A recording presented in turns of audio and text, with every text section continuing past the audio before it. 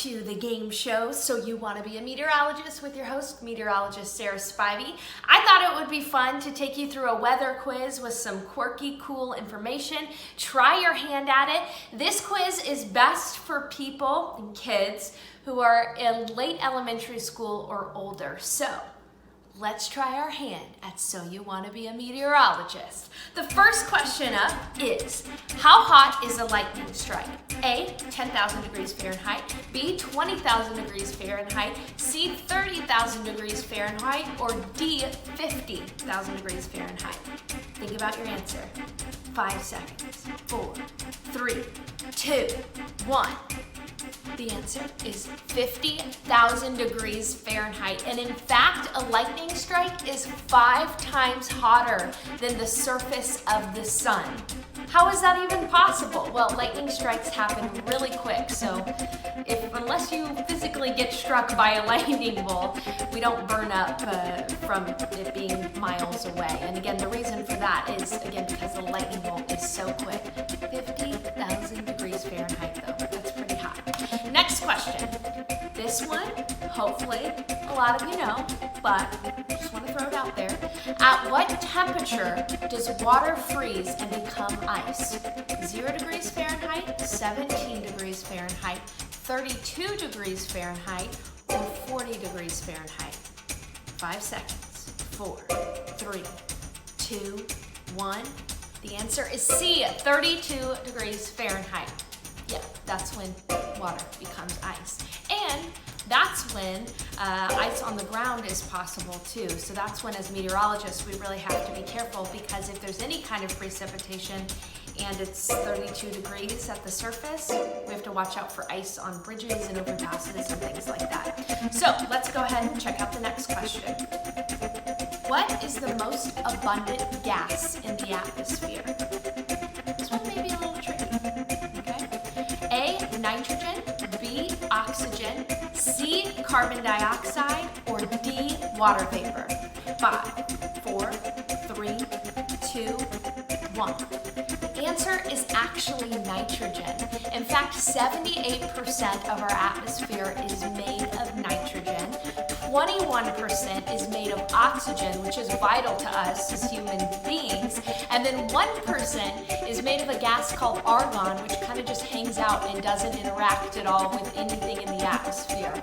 It's really interesting. In fact, carbon dioxide, which of course is something that we're concerned about as a greenhouse gas, is made makes up very little of the atmosphere, but has a huge impact on temperatures. And water vapor varies from about 0% to 4%, and that's what we feel as humidity in the air, and that's what the clouds are made out of. Pretty neat.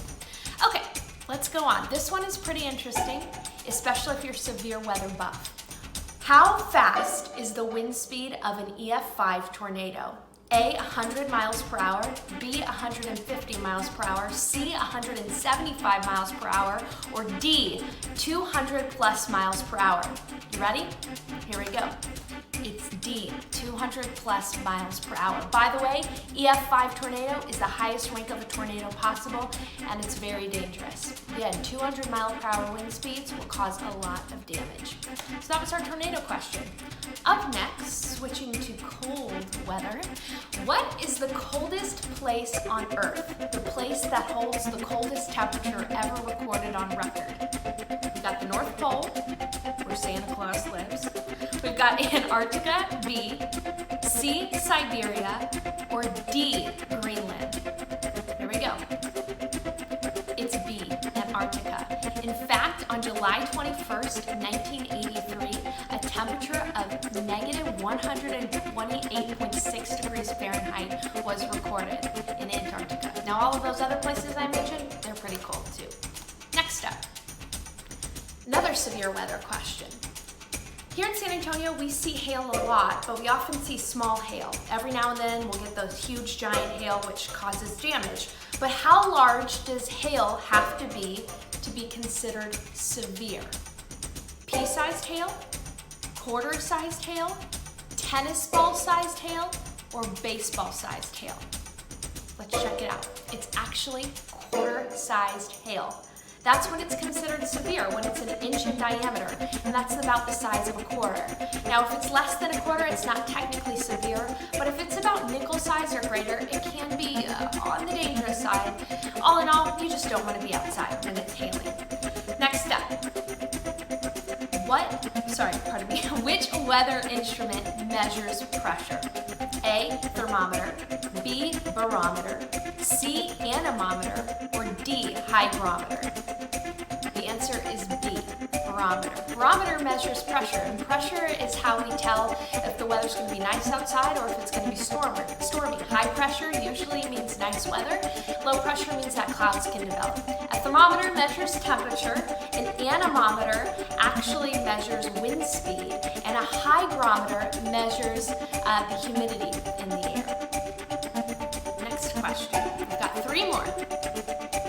When is hurricane season? Okay, this one you've got a 50-50 chance of getting right.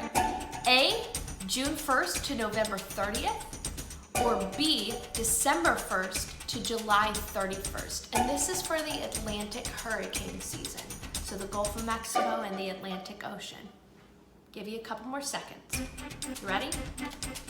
It's A, June 1st to November 30th. That's when we typically have hurricanes in the Atlantic basin. That's when the water is warm enough to produce hurricanes. That's a long time. That is 6 months out of the year that we spend in hurricane season. Of course, we keep you up to date as much as possible. And for us here in San Antonio and across Texas, the last hurricane that we really had to deal with that was very bad was Hurricane Harvey, which happened in 2017. Next up, 2 more questions left. This one's about heat. What is the hottest temperature ever recorded in the United States? No, it's not in San Antonio, even though it gets hot here. A, 118 degrees Fahrenheit, B, 124 degrees Fahrenheit, C, 129 degrees Fahrenheit, or D, 134 degrees Fahrenheit. 3, 2, 1. It's D, 134 degrees Fahrenheit. On July 10th, 1934, that temperature was taken in a place appropriately called Furnace Creek, California. Not only is that the hottest temperature ever recorded in the United States, but it's probably the highest temperature that's ever been recorded in the world, right in Furnace Creek, California. Pretty interesting. All right, final question. How you guys doing? Hanging in there? All right, this is a fun one. Which type of cloud produces a thunderstorm? A, a cumulonimbus cloud, B, a cumulus cloud, C, a cirrus cloud, or D, a stratus cloud? The answer is A, a cumulonimbus cloud. Now these clouds are so tall, they can be up to 40,000 to 60,000 feet in the air.